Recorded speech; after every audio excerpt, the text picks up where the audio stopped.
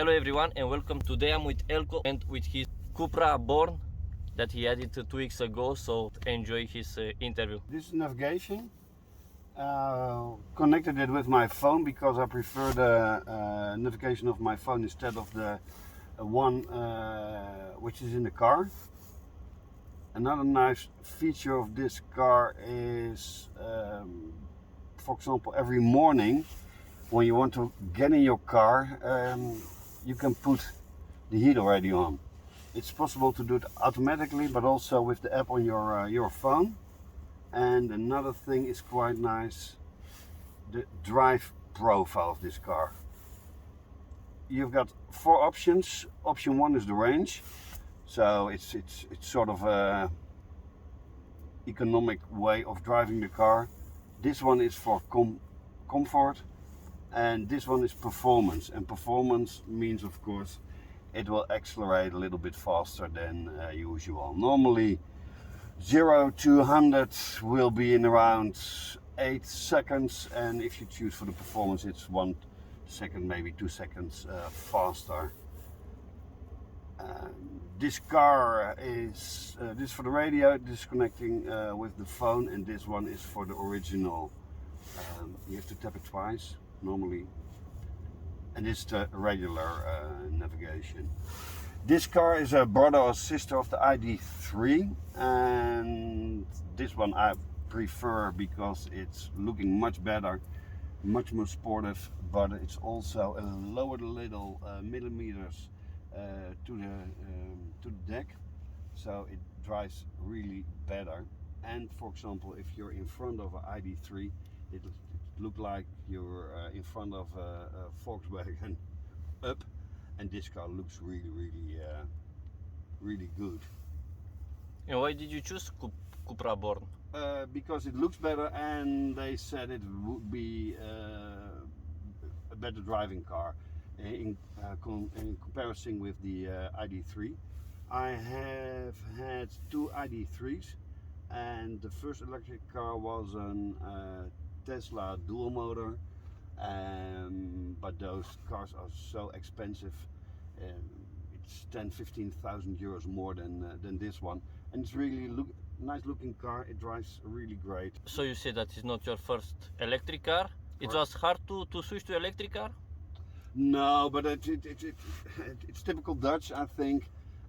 Electric cars, it's a different way of driving, and you have to think a little bit more about when you have to charge the car.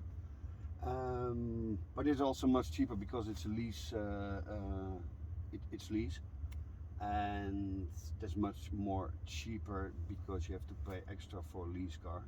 And they changed it, and this car, I've got it now for a few weeks, but it's still registered in the end of December. So I've got the lower part of payment instead of the higher one, and it's getting higher and higher. And I think within 1 or 2 years, it doesn't matter if you choose an electric car of one with a real engine. But although it's better for the environment, everybody says. And do you have more cars? Yeah, is the only car you have? No, I've got another one, but my daughter is now driving that car. Which car did you have? It's an Opel Corsa, and half a year ago she got a driver's license, so she's happy and she can drive. And you are also happy, right? Yeah. To enjoy this car.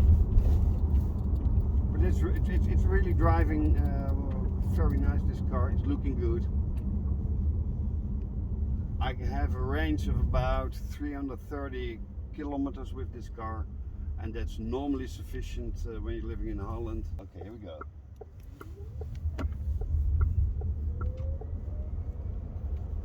What do you like the most?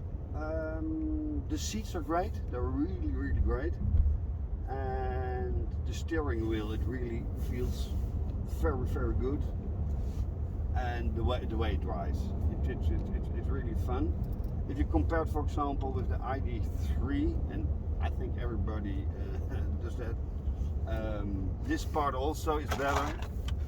You've got more the feeling of you're sitting in a cockpit, And if you've got, for example, the ID3, this is empty. It's more open space. The space in the back is also really great. I think you can compare it with a Volkswagen Passat. So that's a class higher. But that's of course because of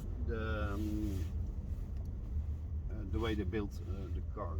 And the stereo, the sound is also very good in this car. Do you have any regrets that you switched from Tesla to ID3 and now you drive the Cupra? Yeah, no, I'm really happy with the Cupra. To be honest, you don't see them that often in the Netherlands, but I think that will change in the near future. The Tesla was a really great car. It was a dual motor, so four-wheel drive, really great. But people who say a Tesla is BMW, Mercedes quality, that's not true. A few months ago, the BMW CEO said, yeah, Tesla is not a premium car. Correct, it is not, and it's typical American quality. Look at every American cars, they're not built that well.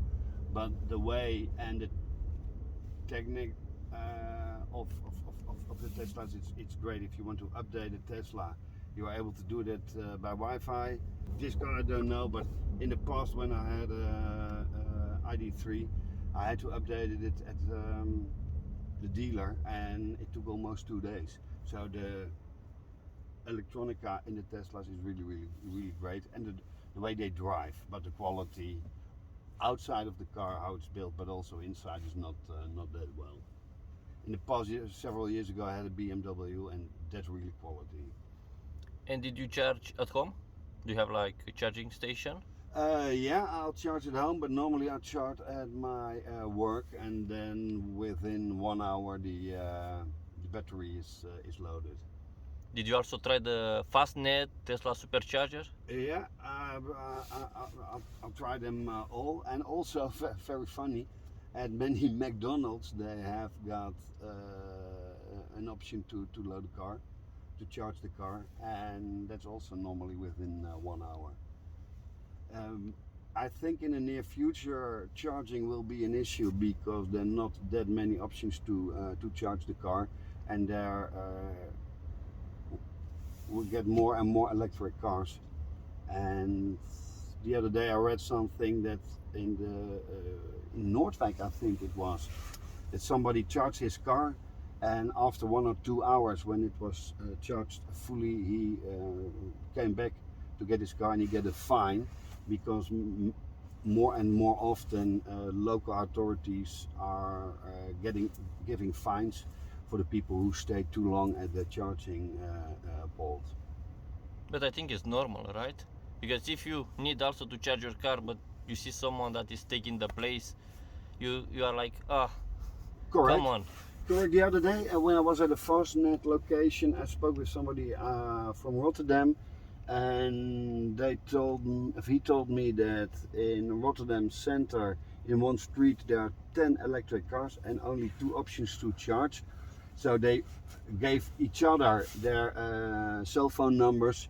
So if a car was charged, they could call the other one to charge. So I think in the future it will be getting more difficult to charge. Now also where I live here, there are people with 4 Teslas, ID3, Audi Q4, Peugeot electric, Mustang Mach-E. Yeah. And it's only 4 charging station, and I can imagine that. Now it's getting worse, and also I don't know what will happen in the future, but is it possible in the Netherlands that the electric infrastructure is able to handle it?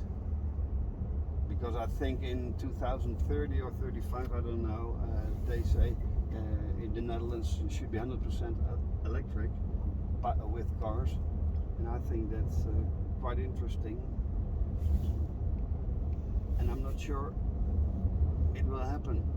Thank you very much for your time, Eelko. You're welcome. Don't forget to subscribe, like and comment the video, and also turn the notification on.